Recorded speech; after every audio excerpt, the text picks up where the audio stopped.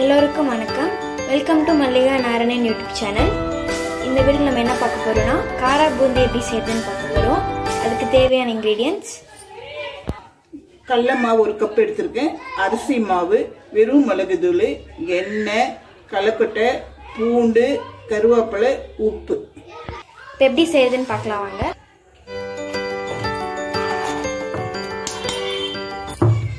உங்ககிட்ட இருந்தால் நீங்கள் விஸ்க் யூஸ் பண்ணலாம், அப்படி இல்லைன்னா நீங்கள் நார்மலாக கரண்டி யூஸ் பண்ணிக்கலாம். கடலை மாவு போட்டிருக்கேங்க.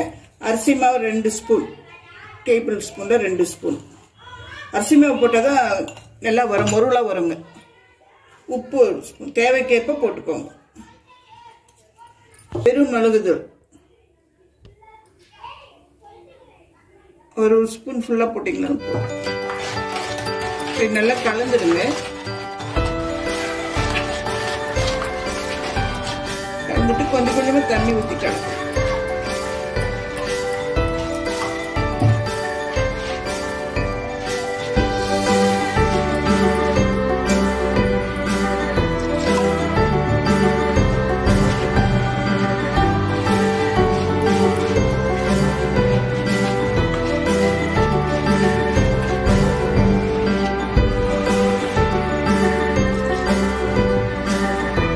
பேட்டர் ரெடி ஆயிடுச்சு, நம்ம ஃப்ரை பண்ணிக்கலாம். நெக்ஸ்ட்டு ஒரு கடாயில் ஆயில் ஆட் பண்ணி இப்படி ஹீட் பண்ணிக்கலாம்.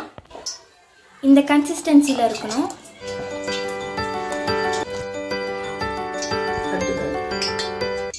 இதுதான் பூந்தி தட்டு, இதெல்லாம் நாங்கள் இப்போ போட போகிறோம்.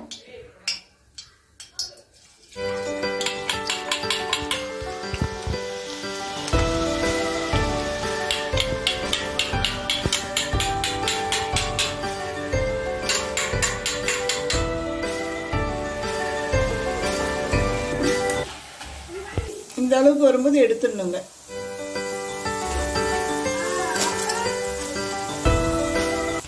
இதே எண்ணெயில் ஃப்ரை பண்ணிக்கலாம்.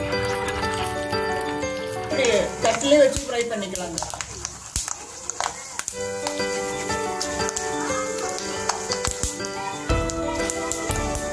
அதிலே பூண்டு போட்டுக்கோங்க. அவ்வளோதான், சுட சுட காராஸ் ரெடி ஆயிடுச்சு. டீ கூட ஈவினிங் ஸ்நாக்காக நீங்கள் வச்சு சாப்பிட்லாம்.